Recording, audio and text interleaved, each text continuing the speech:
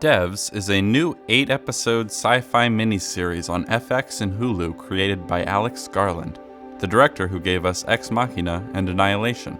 Now, if you're familiar with the channel, you may have seen our review of Annihilation. If you haven't, here's a quick summary of our thoughts on it. It's not good.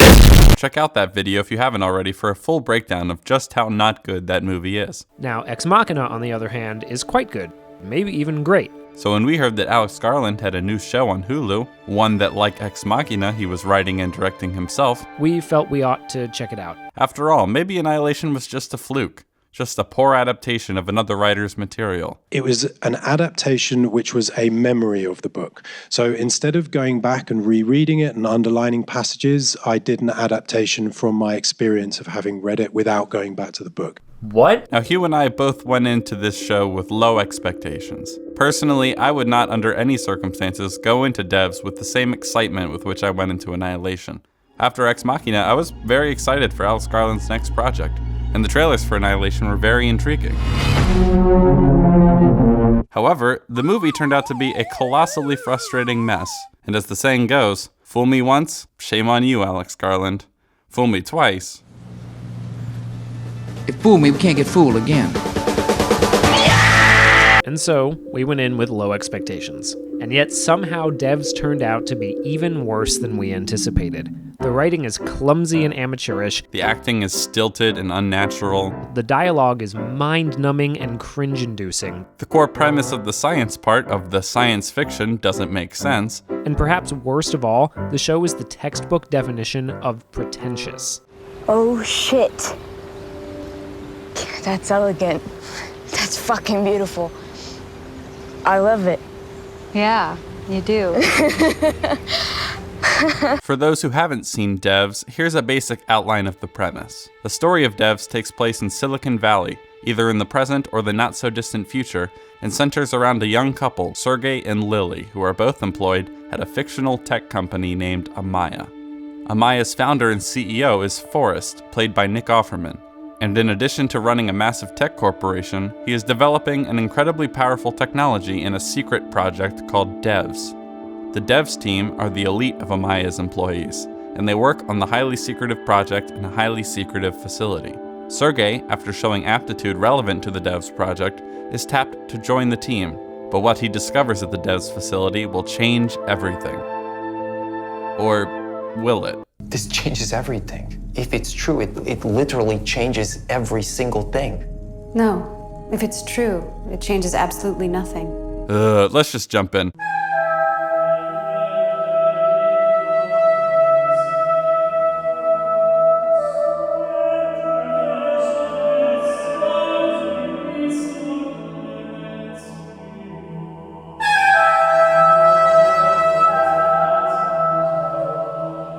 The show begins, as it turns out that every episode does, with a 1 to 2 minute mood piece consisting of either a series of disconnected images from different parts of the show, or a scene of characters in multiple timelines overlaid on top of each other doing everyday things. There's an infinite number of realities, Morty. Don't worry, we'll get to the multiple universes element of the show in a minute. The point for now is that almost every episode of this show begins with some surreal sequence that has absolutely zero impact on the plot. Nothing that happens in these sequences ever has any consequence for the story. So as neat as the visuals and music pairings are,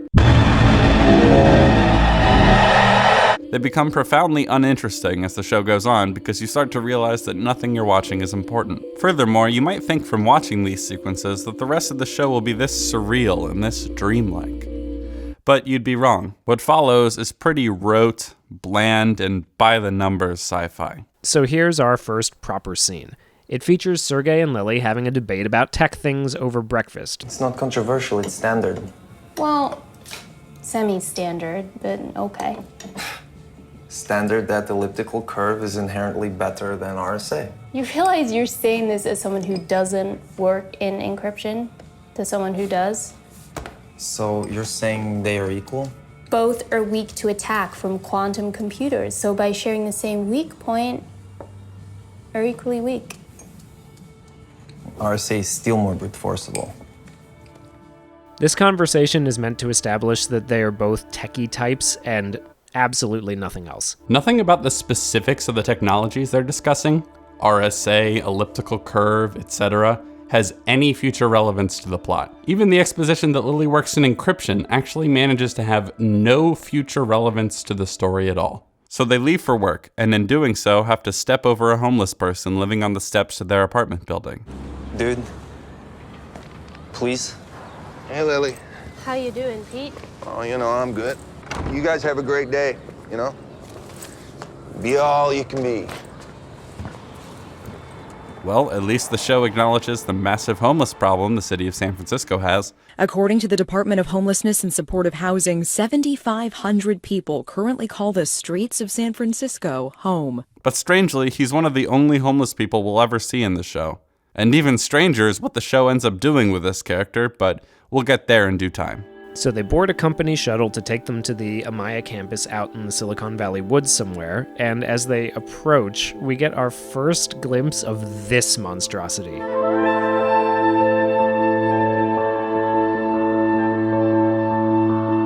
If you've ever seen the trailers or any promotional material for this show, you'll likely have seen this already. This is the gigantic statue of Forrest's daughter and namesake of his company, Amaya. You see, in addition to naming his company after his daughter, he's also built this multiple 100-foot tall statue of her that just looms over the wooded campus like some Lovecraftian horror. And here's the thing, no one ever addresses it.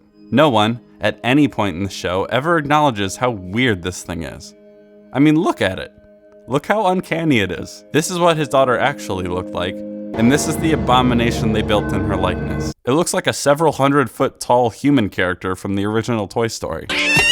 Now, don't get me wrong, the weirdness of it is interesting and intriguing, but the rest of this show isn't anywhere close to this weird. Something like this could work in a story where everything is strange and uncanny and no one addresses it, but this isn't sci-fi Twin Peaks. I heard about you.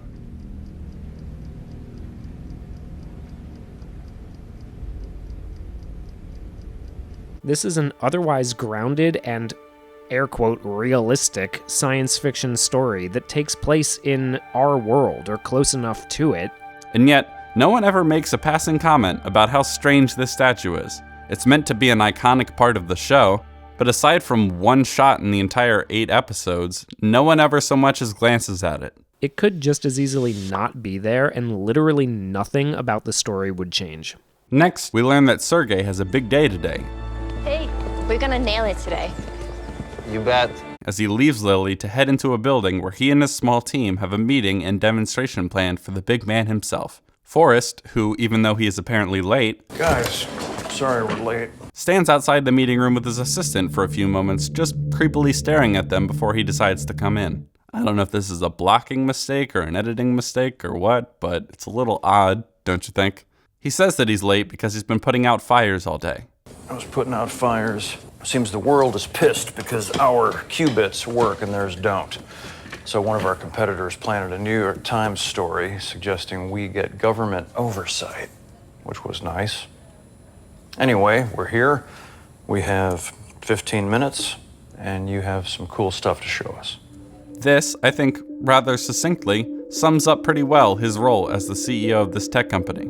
However, from this point on, the show more or less forgets that a CEO of a gigantic tech company is an incredibly busy person, because for the rest of the show, Forrest basically spends all of his time exclusively on either the DEVS project, moping around missing his daughter, or both. At no other point in the show does he seem like he's the acting CEO of a giant company. So Sergey's team begins their demonstration, and as they do, Forrest begins to eat a salad with his hands. So, this is iteration 89. There's been a mistake. You've accidentally given me the food that my food eats. I hope you're enjoying this, because this is one of only maybe 2 or 3 intentionally funny or goofy moments in the entire show. Unfortunately, much like Annihilation, DEVS is almost entirely bereft of humor and levity. The show takes itself incredibly seriously, and this is a shame, because Ex Machina was a pretty funny movie. You don't have access to use the phone. Who are you gonna call? Oh, I don't know. No one really. Ghostbusters. What? Who are you gonna call? Ghostbusters? It's a movie, man. Anyway, Sergey's team demonstrates that they have developed a program that can predict the future movements and behavior of an organism, specifically a nematode. And at this moment, there's no sensor-based connection between the nematode and the simulation? Nothing at all from this point of synchronization. This is movement initiated by the map neurons and the nurture data, that's all. In which case, you can demonstrate that with a future projection? Absolutely. 10 seconds? Yes. So that's 5, 4, 3, 2, 1. Through advanced data collection and computation, they have developed a way to predict the future, so to speak, of a living organism. At least for 30 seconds or so.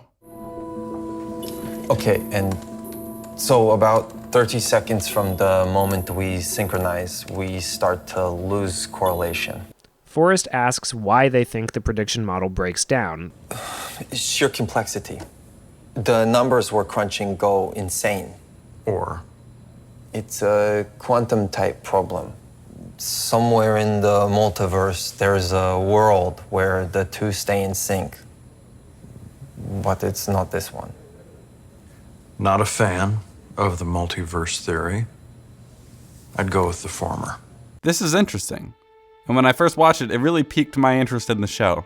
I am in agreement with Forrest here. I think the sheer complexity is likely the issue. And given that they are running this program on laptops, it doesn't surprise me that the amount of data just overwhelms them. Also, I too don't care much for the multiverse interpretation of quantum mechanics. I think it's a neat idea for science fiction, like Rick and Morty, but in reality, the idea of infinite universes with infinite variations all existing simultaneously, especially the idea that you can see or travel between them, doesn't seem super plausible to me. So when I heard Forrest say this, I thought the show was going to not concern itself with the multiverse, but boy was I wrong. Anyway, in this scene, Forrest asks to speak to Sergey alone, and he asks him to join DEVS. Sergey is thrilled and honored, and back at home he tells Lily. Lily says that he won't be able to tell her about what he's working on there. You're not going to be able to tell me anything about what that is. And seems more than fine being kept permanently out of the loop about it. I might be able to.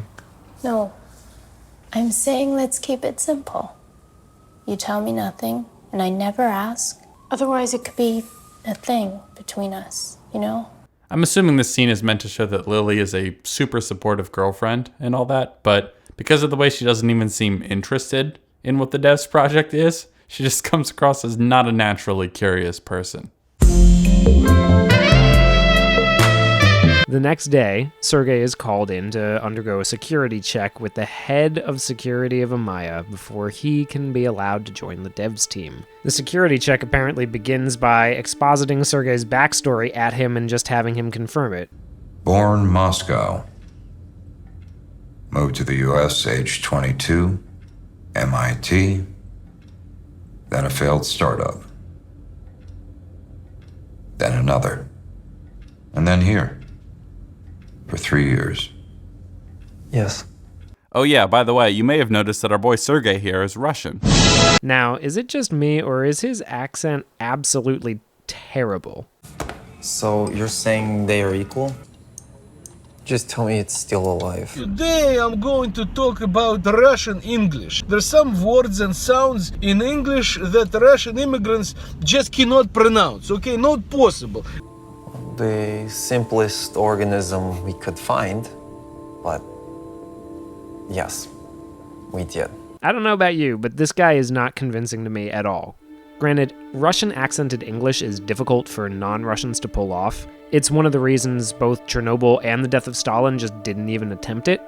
The official position of the state is that a global nuclear catastrophe is not possible in the Soviet Union. They told the Germans that the highest detected level of radiation was 2,000 Röntgen. They gave them the propaganda number. What are you doing to my father, you jackals? Murder us or kill him! Vasily, your father is dead. You're dividing the spoils. Leave his brain alone. How old are you? I'm old. You're not old. You're not even a person. You're a testicle. So why does this character need to be Russian if the actor playing him is American? Well, I guess we'll just have to watch and find out if him being Russian is integral to the story or not. Next, the head of security questions him about his relationship with Lily. You're dating someone at the company. Yes, that's right. Asks about how serious the relationship is. Is it a serious relationship? Yes, very serious. Are you faithful to each other? No trouble on the horizon? Repeats some of his lines unnecessarily. As far as I know. As far as you know. Warns him that he won't be able to talk to her about the work they do. You won't be able to discuss your work with her at all. Think you'll be able to handle that? Absolutely. Repeats his lines unnecessarily again. There is no issue there. There's no issue there. And eventually voices his concerns about the fact that Sergei is Russian and that Lily is Chinese. You Russian, her Chinese, me nervous. Why? Why is the head of Amaya Security nervous about the Russians and the Chinese? Lily is American. Third generation. You aren't. So this makes some sense, right? The Russians and the Chinese are huge cybersecurity threats, not just for the government of the United States, but its tech companies as well. Here's the thing, though. Why is the Amaya security team just now becoming concerned about Sergei being a Russian spy? He's already an employee at Amaya, and if you'd think that that would mean he's already had a background check, you'd be a rational person. Especially if he's working in their AI division. Surely there are company secrets worth protecting in the AI division too, right?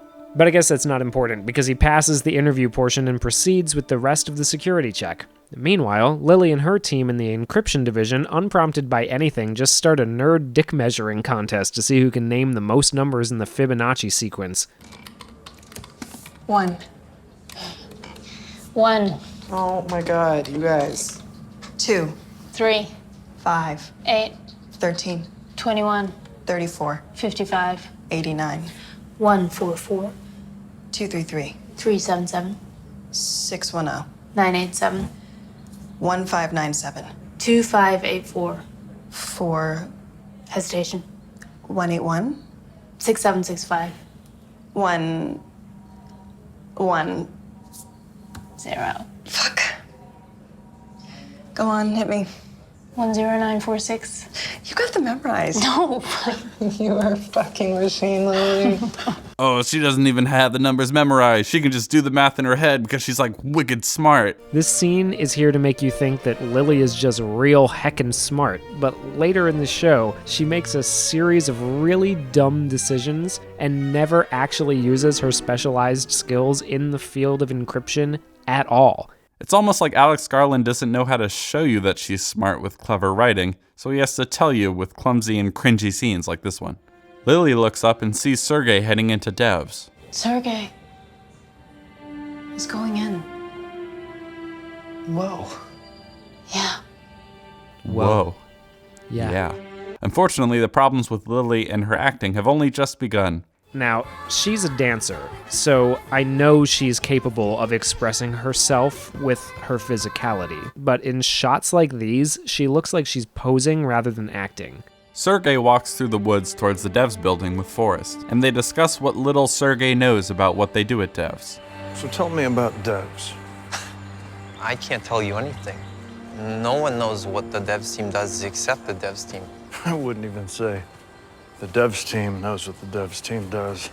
Not all of them, anyway. Now, if you pay really close attention to this scene, you can hear the distinct sound of an American actor repeatedly forgetting and then remembering again that he's supposed to be playing a Russian man. Sergei guesses at a few applications of the quantum computing technology DEVS could be working on. Okay. Well, it's DEVS, it's development, obviously. But I got the feeling it's not the progression of our quantum system because, in a way, the system works as well as it can. So I assume it's an application of the system. But I doubt it's doubling up with any of the other Amaya divisions. So, not AI, not encryption, not search engine, maybe national security. I don't give 2 fucks about national security. So, Forrest doesn't give 2 fucks about national security. Okay.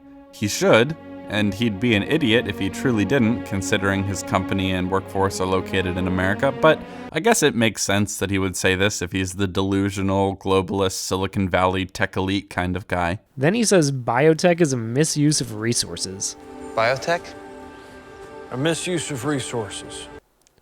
What? How is the exploitation of biological processes for industrial or other purposes, especially the genetic manipulation of microorganisms for the production of antibiotics, hormones, fuel, etc., a waste of resources? Is Forrest an idiot? He might actually be an idiot if he thinks biotech, the whole broad area of study, is a waste of resources. Cold fusion. Alchemy. Okay, so I don't know a lot about cold fusion, and cold fusion may be impossible, but certainly if it is possible, it would be a technological revolution, right? These responses shitting on other technologies and applications of quantum computing are especially rich when you find out what the devs team is actually spending all their time and resources on. Just you wait. So this is the devs building. You might be wondering, I wonder why it's designed like that. You know, with the overhang part on top, what's that for? And the answer is, who knows and who cares? Doesn't it look neat? It's pretty neat. But in all seriousness, get used to having questions like, why is this the way it is, never answered, because this is devs, and that's just how it is, apparently. Why are there these gold monolith-looking statues outside the building? What are those for? Who cares, Jamie? Doesn't it look neat? It's pretty neat. Forrest explains a bit about how the building is designed, but offers no explanation at all for why it's designed that way. A lead Faraday shield, a 13-yard thick concrete shell, then a gold mesh, then an 8-yard vacuum seal, totally unbroken. Then the labs, and in the core, the machine. The building is mostly concrete and lead, for some reason presumably having to do with security or protecting the valuable equipment inside. The labs and the machine sit inside an unbroken vacuum seal. Now you may be asking yourself, why? Why are the machines in the lab inside an unbroken vacuum seal? Well, as it turns out, for no real reason at all, because later on in the show, the seal is broken and nothing about the functionality of the machine and the project is affected at all. So why have the vacuum seal at all? Well, it's pretty neat. So they get into something akin to an elevator that moves across to the labs at the center of the building, floating, as if being supported by electromagnetism. This entire structure is supported by electromagnetic fields. Yeah. Presumably, Charlie's great glass elevator here is what allows for the unbroken vacuum seal, though having watched the entire show, I still don't understand why it couldn't just be a permanent walkway. It seems like it would be cheaper and less risky. But what do I know? Once inside, Sergei asks about the central computer. That's the machine. It's the central unit. There's more? Above us, below us. How many qubits is it running? A number that seems pointless to express as a number. And that is the biggest cop-out answer I've heard in my entire life. Hey, Alex Garland, if you're watching this, I have a question for you. Why have your character ask about the technical specs of the computer if you didn't take the time to write an answer? If you don't want to take the time to imagine or research how many qubits a computer like this would be running, don't have him ask. Having Forrest say it's running so many freaking qubits that I don't ever feel like telling you how many qubits is such a lame cop-out. Moving along with the tour, Forrest describes the rules of the DEVS project. As in the rest of the corporation, we are not interested in observing weekends. There are no shifts. You can work nights if you like, many do. One rule to observe. We take nothing into DEVS and nothing out. So no bags, no laptops, no memory sticks. Aside from that, everything here is open. All code can be accessed. There are no passwords, there are no closed doors. There are also no cleaners, so please tidy up after yourself. Sergei asks, what am I actually doing here? And Forrest tells him that he's not going to tell him. In fact, he won't have to tell him because Sergei will figure it out himself in time. What am I actually doing here? I'm not going to tell you. Just sit, read code, take your time. And don't worry, you're going to figure it out. I know you are. Okay, hold up a second. Let's set aside for a moment that it doesn't seem very productive and advantageous as an employer not to explain to your employees what they're supposed to be doing. But setting that aside, didn't you just tell Sergey like 5 minutes ago that most of the people at DEVS don't know the full scale or scope of what they're doing? I wouldn't even say. The DEVS team knows what the DEVS team does. Why then would you think Sergey will figure it out without assistance if most of the other people at DEVS still haven't figured it out? Let's be perfectly frank. The reason Forrest doesn't explain what the DEVS project is to Sergey in this moment is not because it makes any sense at all for Forrest to withhold that information. It's because Alex Garland doesn't want to reveal that just yet. He wants to save the big reveal for a later episode, and he's willing to sacrifice believability to do it. Also, you may have noticed that this building has some very strange lighting in it. For some reason that will never be explained even a little bit, the inner shell of this building is lined with some sort of gold mesh honeycomb pattern that reflects light in a very psychedelic sort of way and is constantly shifting. Now, imagine, if you can, that you have to work for extended periods of time inside this facility. Can you imagine how awful it would be to spend 8 to 12 hours a day in this place? It would drive me absolutely crazy. No office space has lighting like this, and it's for a very good reason. You might be wondering, why is the light always shifting like this? Is the lighting design integral to the project they're working on?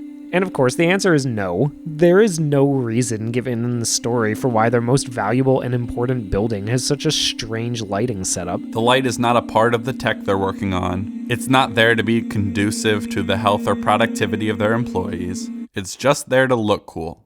And that's pretty neat. So Forrest leaves Sergey to figure out what they're doing at DEVS by simply just reading code. Although the code would definitely be, at minimum, hundreds of pages long, he discovers all he needs to know by just kind of staring at one page for a few seconds.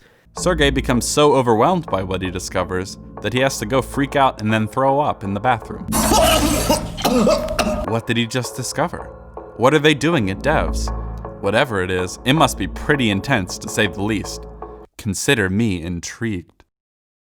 Sergey turns on a secret tiny camera in his watch and returns to his desk. He is then approached by Forrest's assistant, who reminds him that he can take his time figuring this all out. He asks her if it's just theoretical or whether the code actually works, and she confirms they have seen the results. Katie, I need to know. This code, is it for real, or is it just theoretical? It's not theoretical. You mean you've actually run the code? There are results? Yes. At which point, Sergey says, What? This changes everything. If it's true, it literally changes every single thing. No. If it's true, it changes absolutely nothing. In a way, that's the point.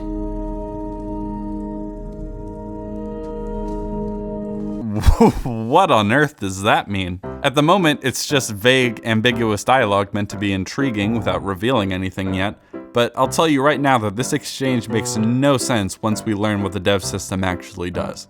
On the one hand, it would have to be a pretty insane technology to literally change every single thing. And on the other hand, why? Regardless of what the technology is, would you be spending so much time and money working on it, especially in top secret fashion, if it didn't change anything? Anyway, after that vague exchange, Sergey begins recording his screen with his spy camera watch to capture the aforementioned code. Afterwards, though apparently not immediately afterwards because it's nighttime now, he leaves the DEVS facility in a nervous state. You would think, if people work all sorts of various odd hours, that the way back to the main campus would be better lit at night so employees didn't have to walk into the dark abyss of this forest to get back. But hey, what do I know?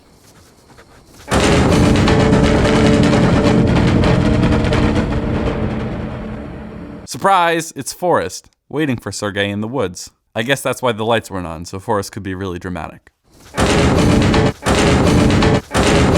I hope you're ready, folks, because this is the best the show gets. The universe is deterministic. Sorry? The universe is deterministic. It's godless and neutral and defined only by physical laws. The marble rolls because it was pushed. The man eats because he's hungry. An effect is always the result of a prior cause. The life we lead, with all its apparent chaos, is actually a life on tram lines, prescribed, undeviating, deterministic. I know it doesn't feel that way, Sergei. We fall into an illusion of free will because the tram lines are invisible, and we feel so certain about our subjective state.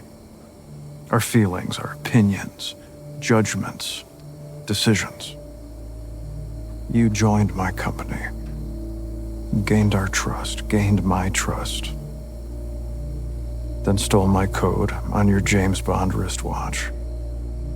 I don't know what you mean.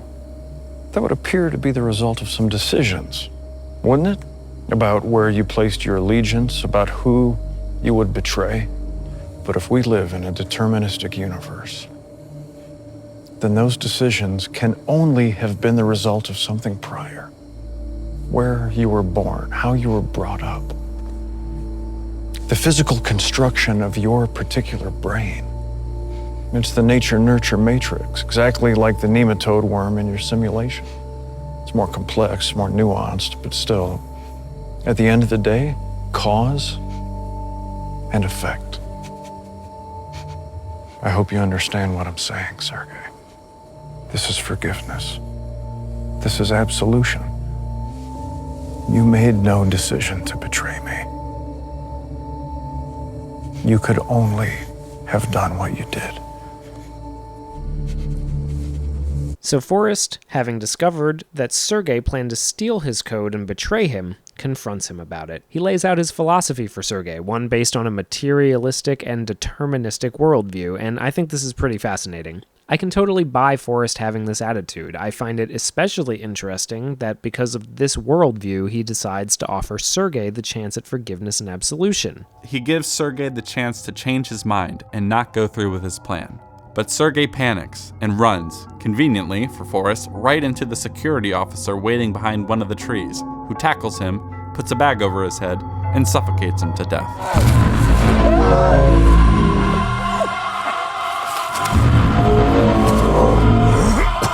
I'm a little confused as to why there's only one security guard here, and it's the middle-aged guy we saw before. I guess they're just lucky Sergei wasn't able to avoid or overpower him. Forrest walks slightly closer for no obvious reason other than so he can be standing under one of these trees so that the ring light on the tree forms a halo behind his head. I hate this shot. I hate this shot so much. I would be fine with it if it cut to him and the light behind formed the halo and we get this little subverted Christian symbolism that Alex Garland clearly wants. But instead, he walks so deliberately to this exact spot for no other reason than to set up this shot. It is so deliberate and unmotivated.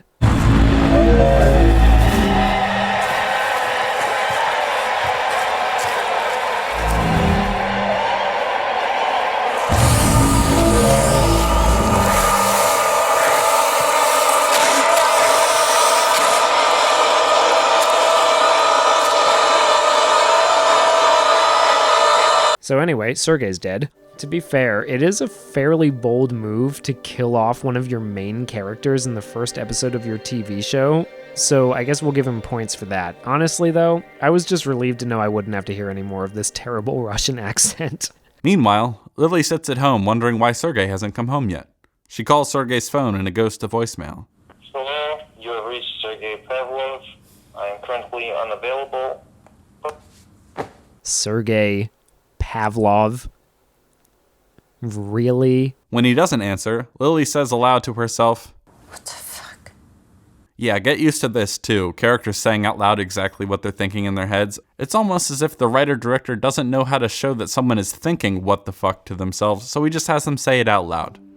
Lily calls her friend to tell her that she's worried about Sergei, and the friend reassures her that he's probably just wrapped up in his work and lost track of time. However, the next morning comes and Sergei still hasn't returned.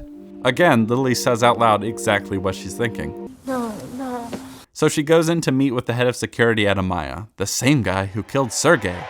Kenton, as it turns out his name is, he shows Lily security footage of Sergei, alive and well, leaving DEVS and walking across and off campus towards the freeway where they can no longer track him. Looks like he left DEVS 10:15 last night. And went where? This is him, right? That's him. Cameras have him crossing the parking lot at 10:15. He's not taking the shuttle bus. Yeah, look. We have him here again. 10:28. He's walking to the freeway. Looks like it. Why would he do that? I don't know. But at this point, he's off campus. We can't track him anymore. Forrest walks in, and the head of security tells him that one of their employees has gone missing. One moment, sir. We seem to have a situation here. One of our employees has apparently gone missing sometime last night. Missing? Who? It's the new kid, just started at DEVS. Sergey? From AI? Yes. You saw him yesterday. Sure. Yes, you heard that right. Lily just asked Forrest if he saw Sergey yesterday, even though she clearly saw Forrest walking with Sergey over to the DEVS building yesterday. I took him to DEVS personally, but what are you talking about, missing? After being briefed on the situation, he reassures Lily by calling the police to report him missing immediately. Okay. Well, now, I don't want you to worry. I'm sure everything's gonna be fine. Just to be on the safe side, we're gonna go by the book. Call the police, report him missing right now. Yes, sir. Lily tells her friend that something about the security camera footage of Sergey seemed off to her. If you'd seen the film of him walking, there was something strange about it. It was like purposeful, heading somewhere, like a zombie. She didn't actually react to the strangeness of the footage when she watched it, but I guess it just hit her later how strange it was. Forrest attempts to reassure her that he is all over this, and tells her to head home and take the day off, so she does. Once home, she takes her phone, restores it to factory settings, and downloads all of Sergey's data and information from the cloud onto her phone. I guess luckily for her, she just happens to know his Apple ID password or whatever it is. How convenient is that? Wow, how convenient is fucking that? And once completed, she starts going through his phone looking for something related to why he disappeared. Meanwhile, Forrest and his assistant Katie sit in the field outside of the DEVS facility and mope about how hard it is to live with having killed people and lying to cover it up. I know. It's really hard. No, seriously, they openly lament about how difficult it is to unlearn the morals that make them feel bad about killing people. It really shouldn't be. No, it shouldn't. But it is. What are we supposed to do? Unravel a lifetime of moral experience? Unlearn what has always seemed true? These things, they run deep. Yeah, they do. Katie talks about how no matter what they know, they still feel like it's wrong, as if that's something that they wish to overcome. It's like whatever we know, the things we feel are still locked inside us. Human beings are hardwired, magical thinkers. You could have the most rational person in the world, but if their kid gets hurt, they'll start praying. I'm sorry. That was clumsy. It's fine, Katie. You're right. Apparently, they consider thinking that killing people and lying to cover it up is wrong magical thinking. Not only does Forrest agree with Katie, but he considers what she's saying to be wisdom. Not just smarter than me. Wiser, too.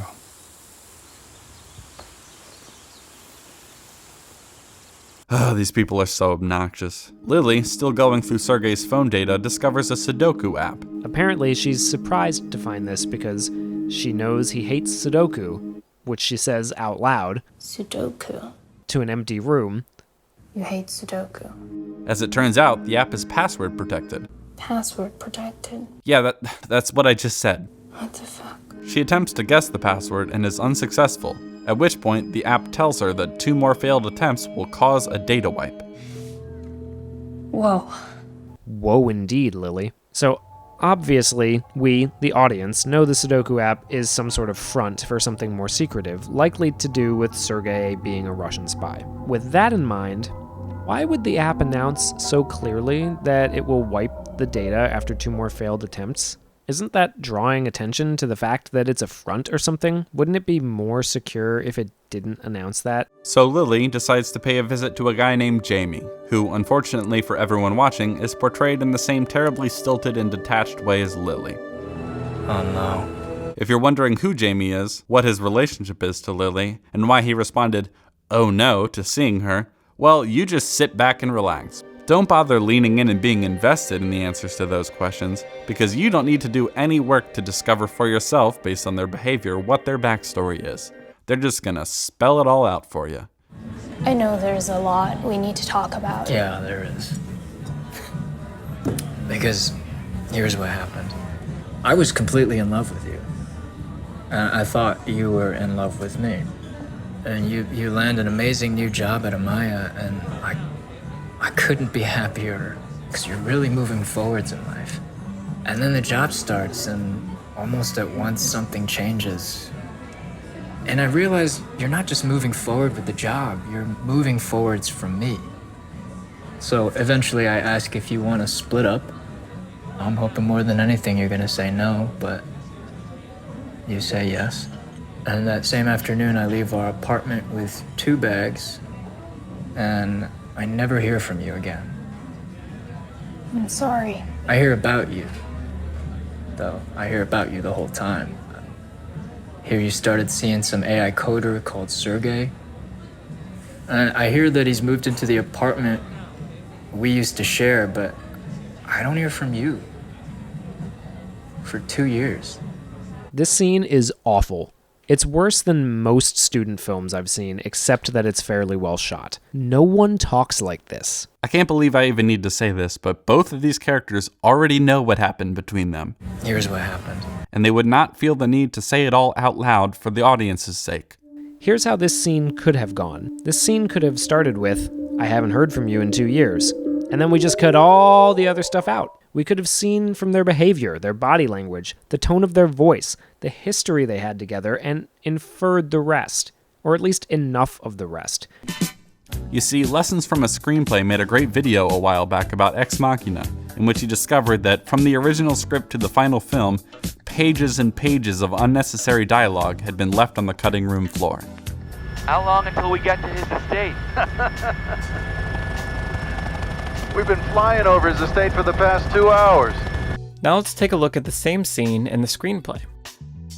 It's nearly 2.5 pages long, and it's full of exposition. Now, I don't know who decided that all that extra dialogue in Ex Machina was unnecessary and was actually weighing the story down, but I know for a fact it wasn't Alex Garland. DEVS, much like Annihilation, is just full of this unnecessary dialogue. And this, "let me tell you exactly how our relationship went down even though we were both there for it," scene is a perfect case in point. Anyway, Lily asks for his help. I need your help. My help? Yes. With what? Sergey went missing last night, and I know something bad has happened to him. And there's something weird on his phone, and it's password protected and says it'll reformat if I get the password wrong. Jamie, if there was anyone else I could ask, I would. But nobody's better at this stuff than you. Wait, why can't she figure out how to break in?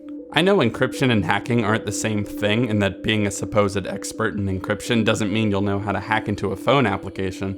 But isn't it rather lame that our main character doesn't actually get to use her own skills to solve this problem? It's not only in this episode either. Lily literally never does any encryption work in the show at all. At no point does she ever decode anything encrypted to learn something new about what's really going on. So why couldn't she have been a hacker instead? I'm not asking for her to be an expert in everything who doesn't need no help from no man, but this is like the opposite extreme where she doesn't do anything clever herself. Instead, she has to ask her estranged ex-boyfriend to do it all for her. And speaking of which, why on earth does it have to be this guy? She frames it like he's her absolute last resort, but why is Jamie the only person she can go to with this problem? Does she not know any other hackers? Is there no one else she knows from years of working in tech who could help her with this? You know, maybe someone who doesn't resent her? So you want my help to track down your boyfriend by cracking his phone? Yeah. Unreal. Literally unreal. Lily, sincerely from the very bottom of my heart, fuck off. Oh, if only this was the last we saw of this guy. The next day, Lily gets called into Amaya to discover that they have security footage of Sergey setting himself on fire by the feet of the Amaya statue.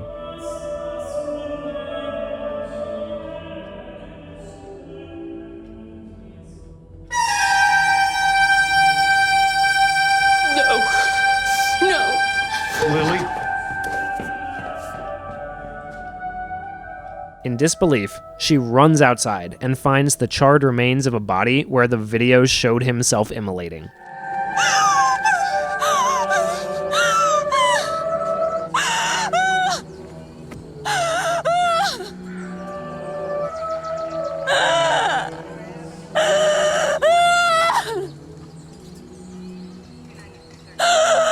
The actor playing Lily really goes all out here to try to feign human emotions, but the result is very strange. Why is your mouth so wide open like that? I don't know, maybe it's just us, but her performance here does not connect emotionally. It just feels so forced.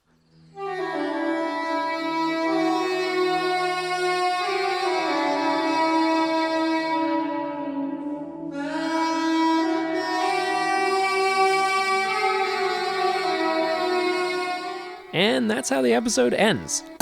Not a great start, but there's a little bit of mystery surrounding the DEVS project and questions to be answered as to who Sergei really was. I wouldn't blame you if you were a bit intrigued as to where the show goes from here. And maybe you're even a little bit skeptical that the show is as bad as we've said. Well, buckle up, folks, because believe it or not, that was actually the best episode of the entire show, and it only gets worse from here.